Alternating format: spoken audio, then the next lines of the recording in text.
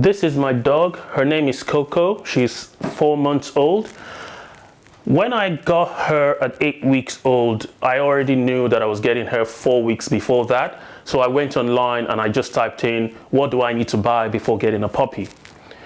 There was a lot of information and I was a bit confused. I didn't know what exactly to buy. But in this video, I'm just going to walk you through what I decided to buy and what was useful and what's not useful. The first thing you want to decide, just like you're getting someone to come and live with you, the same thinking is what you need to put into a puppy. You need to decide where they're going to live. Before anything else, where within your house are they going to live? I decided to put Coco in the living room because it's closer to the front door, it's closer to the garden, so whenever she wants to poo or pee, it's going to be easy for me to do that. So after deciding that this was going to be a location, then I decided to get a large crate because she's going to be a big dog. She's a Mastiff, so they grow really, really large. So I got an extra large crate. If you have a smaller dog, you can get a smaller crate. But when you're buying a dog crate, make sure that the crate you buy is exactly what is going to be the size of the dog when they're fully grown. Pardon the barking. So after getting the crate, I realized that, okay, with the research that there's a lot of problems with puppies crying at night. And the solution was to get a crate cover. So if you're looking to get a puppy, if you have a crate, you're going to have problems because the puppy is not going to feel safe within the crate. So I got this crate cover. Anytime she goes to bed, I just close the cover and she feels absolutely safe in her crate cover. But I have to give credit to the breeder. Before Coco arrived, the breeder had already started crate training her. It made my life really, really easy. From day one, she never cried at night. The only cry she cried on the first day she arrived was in the morning when she was hungry, and that was the only cry. Up to now, she doesn't cry. Anytime I'm going to bed, I just put her in a crate after having dinner and just cover it up. So another thing you want to consider when you're looking to get a puppy before your puppy arrives is you want to get a bed. Now, the bed you're seeing here is a large bed that covers the whole of her crate. This wasn't the first bed that she had. The first bed that she had was a smaller bed, and then I had one section of the crate for her to sleep and one section for her to eat. The training of the dog from the crate perspective is you need to create an environment where the dog believes and feels that this is her room, that this is not a cage or a crate, but this is the place where the dog can go and rest. And the only way to do that is to feed the dog within the crate. So I bought 2 bowls. So you obviously would need feeding bowls for your dog. I have a ceramic bowl and a stainless steel bowl. When you're getting a stainless steel bowl, you want to make sure that it's not the one that the coating from the bowl would be coming out and be coming off. That might be toxic to your dog. So get a stainless steel bowl that the coating would not scrape up after use. So basically what I did was she sleeps on one side on her bed, and then on the other side I feed her, and then I have a puppy pad. So basically you also need a puppy pad because for you to teach your dog to be able to poo and potty outside, you need to first teach them that, okay, if within their crate, naturally they would know when they want to poo, they'll sit on the bed and then go and poo on the other side. So they don't poo on the crate so that you don't have to start cleaning and the house is smelling. You need a puppy pad that you just put on the floor, and when they poo and pee, you just pick it up and it's a lot easier. And that training is what I did with Coco. So when it became time to take her out to pee, I also put the pad outside on the floor. So when she goes outside, she just goes on the pad and pee. So slowly she started associating that she can pee on the pad in here, but she can as well pee on the pad outside. Then I'm going to talk more about how to potty train in another video, but when you're getting a puppy, make sure you have like loads of puppy pads. You could even put puppy pads around your whole house, so when they're walking out freely, so wherever they then pee or poo, you just take the puppy pad in that section and replace it. That's what I did. The one mistake that I made when I was getting a puppy bed was the bed that I got initially did not have a removable cover.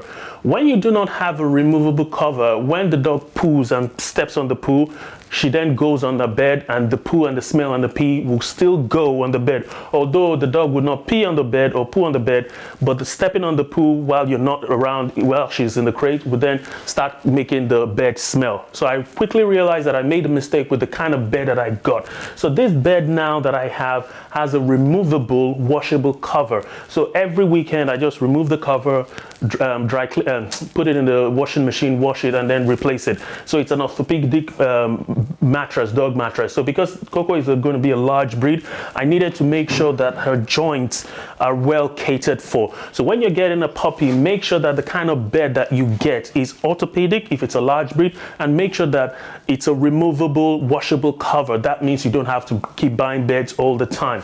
And another thing that you also want to get for your puppy before they arrive, you want to get toys, because I see a lot of people online complaining about, oh, my dog destroyed this, they destroyed that. The dog is destroying stuff because it's still feeding and its teeth is still coming out, and if it does not have something to chew on, the next opportunity it has to chew on your sofa or your shoes or anything, they're going to do that. But what I did with Coco was I bought a lot of toys. I bought bones, I bought different types of toys for her to chew on. So she just, like, if you can look into a crate now, there's like 2 toys there, but I made sure that I don't leave the toy unsupervised. So these are the things that you need to pay attention to. You get them before your puppy arrives. The next thing that I then got was her collar. So basically, the collar, because the dog is growing, initially I got a small collar, and quickly I realized that I needed to get a bigger collar. So when you're getting a puppy, if it's a large breed dog, the collar that you get initially, she'll quickly outgrow it. So you need to add other collars. And then another thing that I also got her was a dog tag. Before you get a puppy, if you know the name of your puppy, you just go on Amazon. I'm going to leave links in the description, but you can go on Amazon, look for puppy tag, and just put your puppy's name. By law, it's recommended here in the UK. Put your puppy's name and then put your phone number, and then you put it on the collar. One important thing that I realized quickly was that the dog collar and the leash that people normally use is not the best when it comes to heel training your puppy. So if you want your puppy to be very good when you're taking it for a walk, for it not to pull on the leash, to pull and all that, you need to get a different type of lead. It's called a slip lead. I'm going to leave links in the description to the kind of slip lead that I use for Coco. So this slip lead is what I use to kind of teach her not to pull and kind of control her when I'm taking her for a walk. That's another important thing you need to get before your puppy arrives. At the beginning of the video, I mentioned the importance of getting a crate. You also need a playpen. A playpen is something that you can then have another external environment. So for example, when I'm walking upstairs, I live in a two-story house. When I'm walking upstairs and I take Coco upstairs, I cannot just leave her to roam around. So the puppy pen is what I kind of seclude her in, and sometimes I even take a bed with me and I put her into the playpen. So it kind of it's more like an extension of her crate. So I really recommend that you get a playpen. It gives you the freedom to kind of move the dog and still have them in that secure environment where they're not going to have accidents. So you put the bed in there with the playpen, and then you put like a puppy pad on the floor as well. So it also helps you because when they do want to have pee or poo, they just go on there and they just do their business there. So a playpen is really, really important. And another thing that I also got was a mat. So the mat, I got 2 mats. So when I'm feeding her, because I raw feed her, I just put the mat on the floor and then she sits there and I feed her. So anything that drops, instead of dropping on the floor, drops on the mat. And while she was still a puppy as well, when she just wants to do her business as well, she pees on the mat, not on the floor. So that kind of reduces the smell around your house, because all you have to do is just take that mat and then wash it. And then also there's another mat that I got that helps, that I kind of, when I'm in the car with her, she kind of sits on the mat. So instead of her peeing and pooing on the car seat, the mat is also useful when you're taking your dog out and you want it to just sit within the car. So when it comes to potty training, I did a bit of research online. I watched a video that recommended a potty bell that you put on the door when the dog wants to go. She touches the bell and then goes.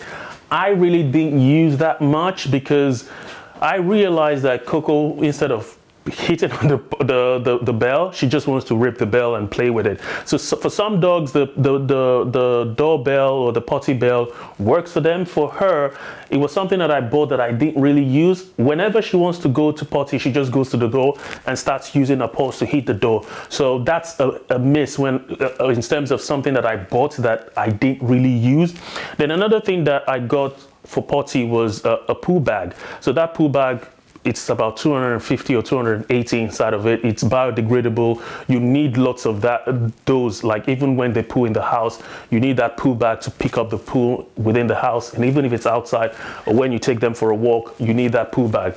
Then another thing that I also got was a pouch. So the pouch has compartments that you can put poo if you want. It has compartments where you can put the treats and every other thing that you want to take out, hand sanitizer, whatever you want to put it, or even your mobile phone. So I got that pouch, which was really useful. I've not really used it that much, but sometimes when I need to put a lot of stuff inside, I put it. But sometimes I just put the stuff, the poo bag in my pocket. So it's again, that one was a hit and miss. Do you really need a treats pouch? Not really.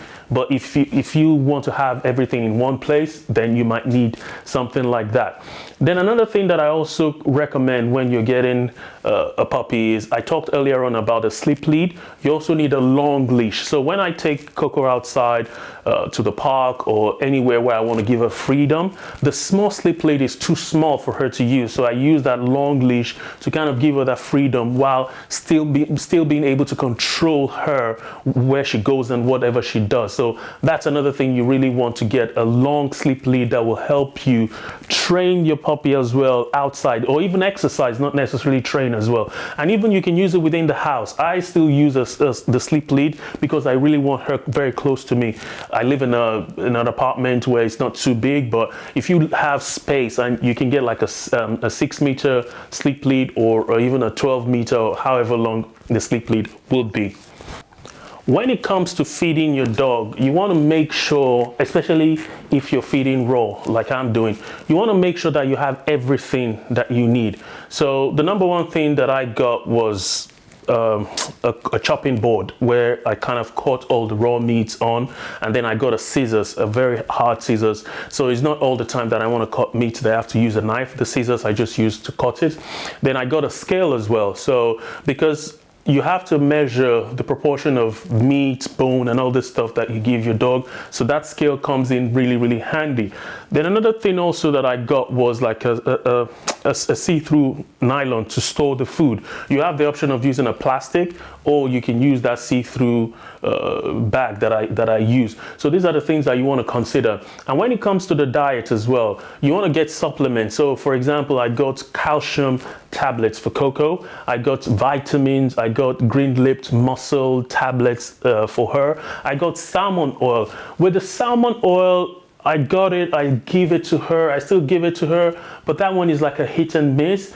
I really recommend giving your dog fish instead of salmon oil, because the salmon oil, I noticed when I kind of focus extremely on the salmon oil, her coat wasn't as shiny as it should be. But when I switched back to giving her fish, raw fish, the omega H3 that is present within the salmon oil, that is supposed to be present within the salmon oil, is better when it's natural. So these are the things that you want to get. And then when it comes to sanitary, when it comes to cleaning materials, you want to make sure that you get a spray. There's a stain and odor remover that you want to get. So whenever your dog poos on the floor, if you clean it, the smell is still going to remain there.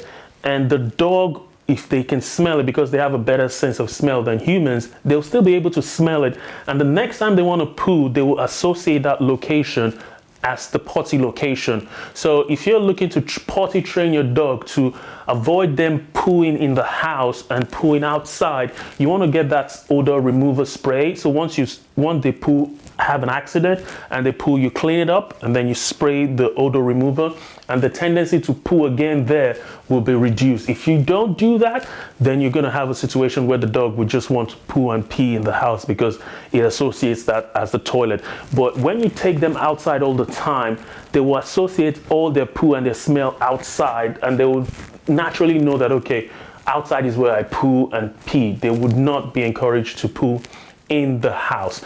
So another thing you also want to get on the nutrition side of things is coconut oil. So I give her coconut oil because it's good for her colds and stuff like that. So these are the things that I recommend. This is a new channel and I'm going to be publishing more video about raw feeding, how to feed your dog a balanced diet. And even if you're feeding your dog kibble, you can still add a bit of natural food into your kibble diets. Kibble is convenient for some people. I just choose raw diet because it's a lot better, and the research shows that it helps the dog live a healthy life. So if you're new to this channel, consider subscribing and clicking on the bell notification. I'm going to be publishing more video about Coco's journey. She's still 4 months old, so as she grows, I'm going to be publishing at least 2 to 4 videos per month on different topics and practical videos that shows her growth and what I've done in terms of the research that I do online and how I apply it. So on this channel, it's all going to be about practical things that I've tried and that have worked for Coco is what I'm going to be sharing. So it's not going to be opinions or professional advice. It's going to be practical things that have worked in our life.